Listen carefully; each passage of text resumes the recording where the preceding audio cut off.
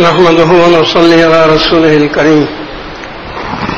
برادران اکرام، کوئی بات بیان کرنے سے پہلے ایک مسئلے کو میں بحث کرنا چاہتا ہوں، آپ لوگوں کی توجہ اس کی طرف.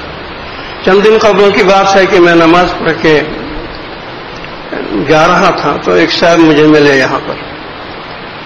کہنے لگی کہ میں نے جی ایک ذہین شخص سے بات کی ہے، اور وہ یہ ہے کہ یہ لوگ جو کرسیوں پر بیٹھ کے نماز پڑھتے ہیں، جب اقامت کا وقت آتا ہے، لوگ کھڑے جب ہوتے ہیں اقامت کے وقت، تو یہ لوگ آگے ہو جاتے ہیں صف سے.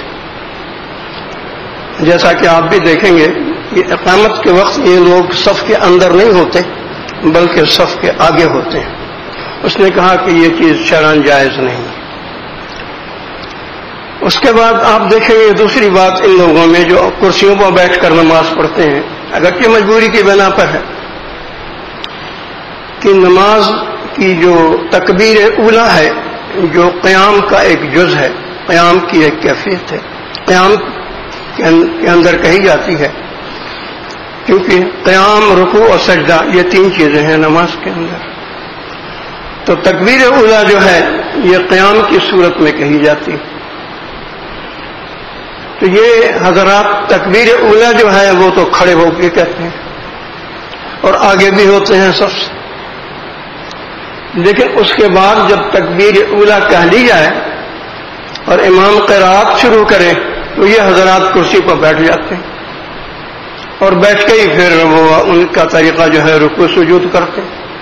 اس نے کہا یہ بھی جائز نہیں کہ کچھ نماز ایک صورت پر پڑھی جائے تو کچھ نماز دوسری حیت پر پڑھی جائے.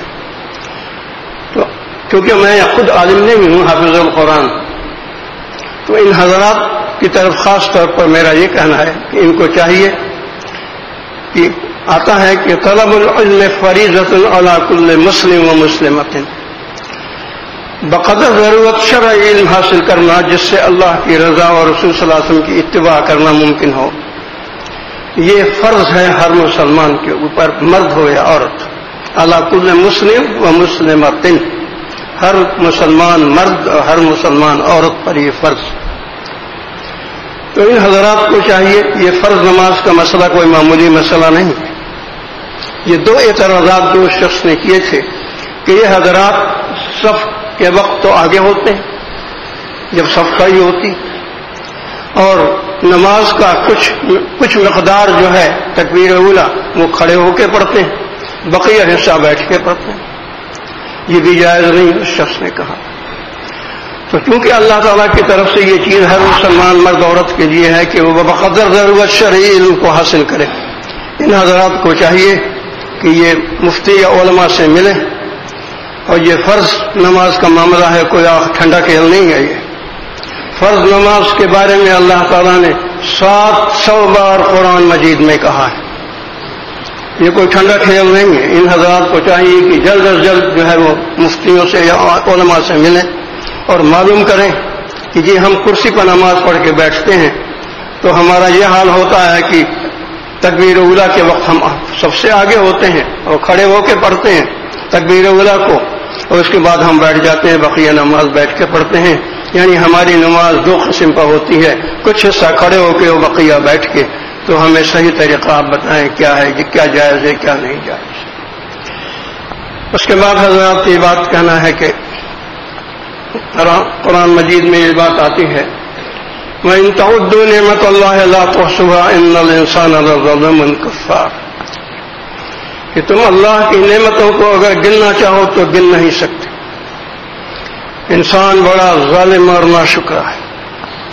میں نے اس واقعے میں مسجد میں ایک واقعہ پہلے بھی بیان کیا تھا، پھر بیان کر رہا ہوں اسی آیت کے سلسلے میں، کہ ایک صاحب تھے، ذرا زیادہ دنیا دار تھے، ماڈرن تھے، دین سے زیادہ تعلق نہیں تھا. مکان ان کا مسجد کے قریب تھا. صبح کو جو مؤذن نے اذان دی تو ان کی نیند کھل گئی، وہ سو نہ سکے اچھی طرح. وہ سونا چاہتے تھے، نماز وغیرہ وہ پڑھتے نہیں تھے شاید. خیر جی وہ آئے اٹھ کے فوراً اور مؤذن کو چند نہایت نامناسب الفاظ کہے. حالانکہ وہ تو عبادت کر رہا تھا، اللہ کا ایک حکم پورا کر رہا تھا. اس پر غصہ ہونا کیا.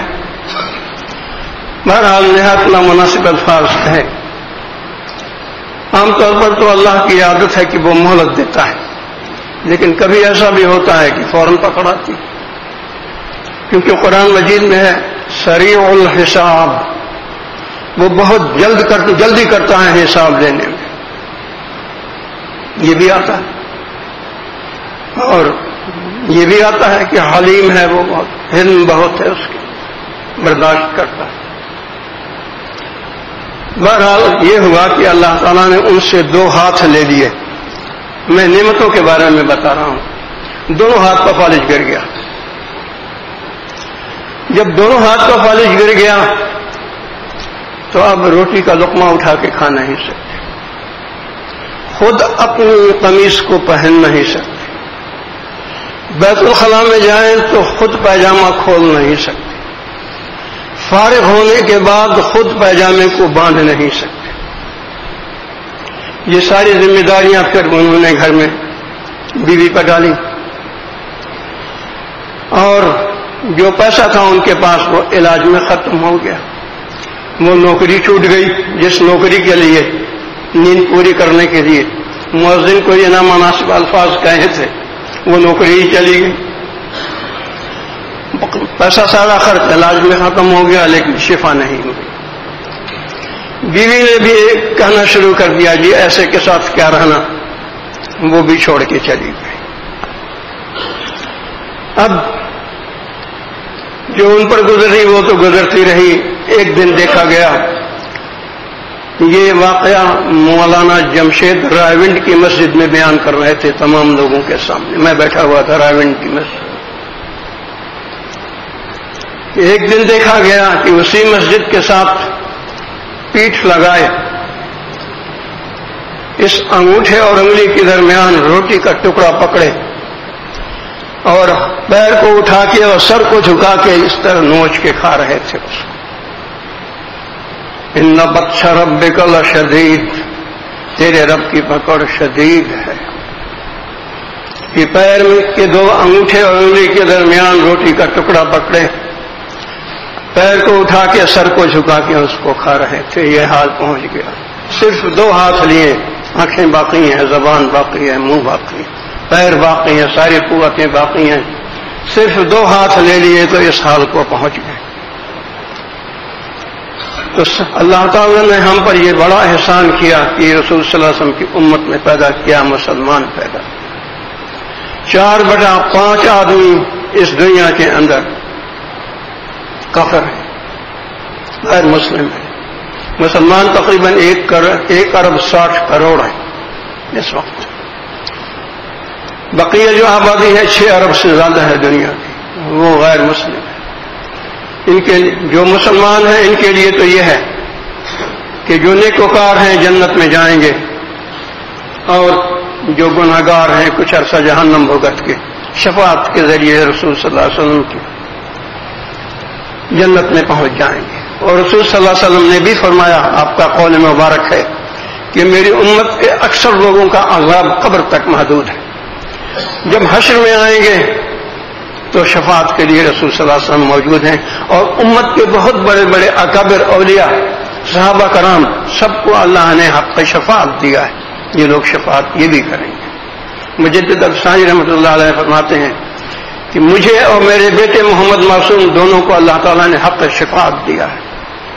امت کے جو بڑے بڑے اولیاء تھے ان کو بھی حق شفاعت. تو اللہ تعالیٰ نے ہم پر یہ بڑا احسان کیا ہے کہ رسول صلی اللہ علیہ وسلم کا امتی پیدا کیا، مسلمان پیدا کیا.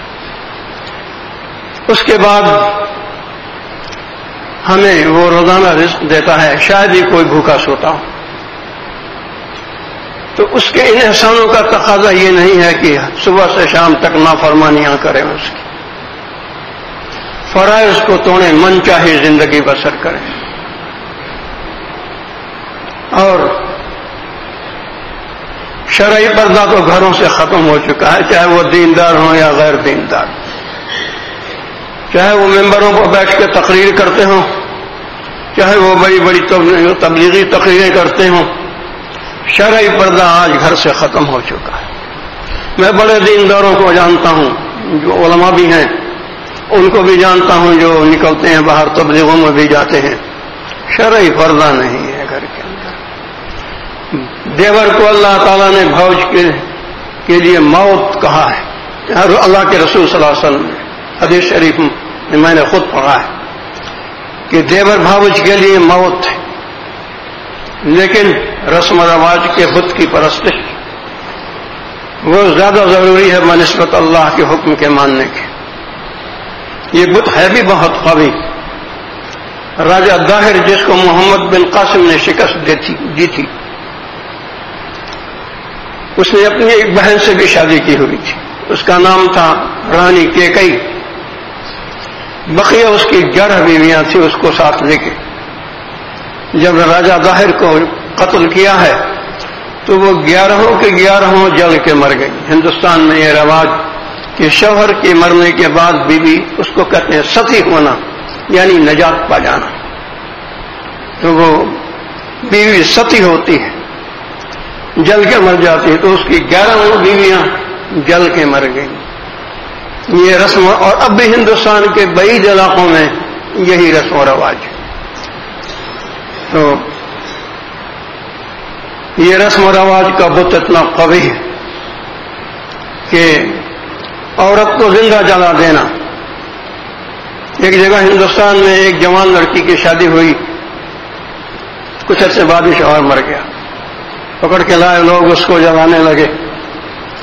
اب وہ آگ سے باہر نکلے اور یہ کہے مار مائی کو، سب چاروں طرف لوگ جو تھے ڈنڈے مار مار کے اس کو محدود کریں آگ کے اندر، اس کو جلا کے چھوڑا، مار کے چھوڑا، نوجوان لڑکی تھی۔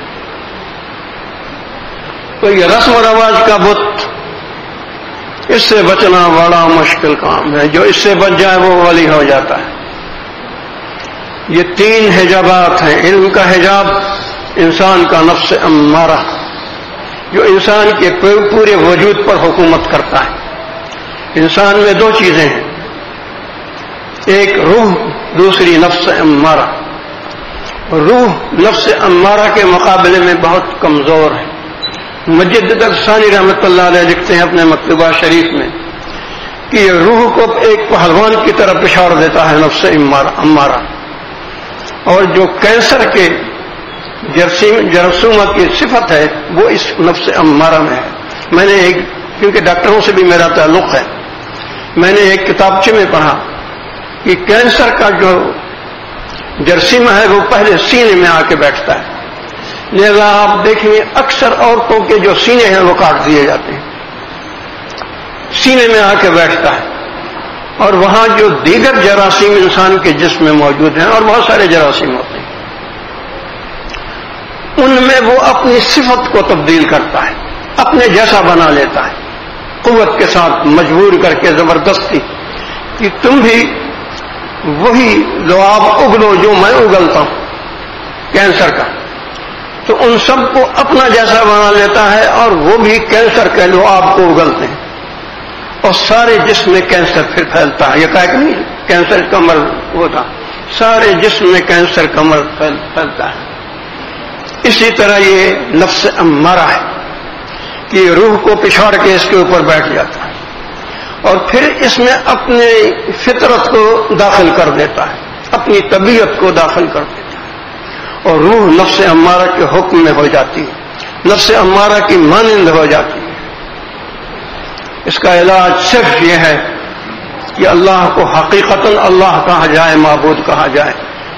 یہ نہیں کہ مجدد صاحب کے یہ الفاظ ہیں کہ رکوع میں تو کہتا ہے اللہ اکبر، اور مدح اللہ کی تعریف کو اڑاتا ہے، اور باہر جا کے تو وہ کرتا ہے جو تیرا نفس امارہ کہتا ہے، تو مدح نہیں کرتا، قدح کرتا ہے، اللہ تعالیٰ کا تو مذاق اڑاتا ہے۔ مدح تو یہ ہے نا، اللہ اکبر جب کہا تو ہر جگہ اس کو اکبر ماننا چاہیے، پوری زندگی کوشش کرنی چاہیے کہ اس کے نفس، اس کا انسان کا نفس اللہ کے اوامر اور اس کے حبیب صلی اللہ علیہ وسلم کی اتباع میں گزرے۔ سبحان اللہ و بحمدہ، سبحانک اللہم و بحمدک، اشہد ان لا الہ الا انت، استغفرک و اتوب الیک۔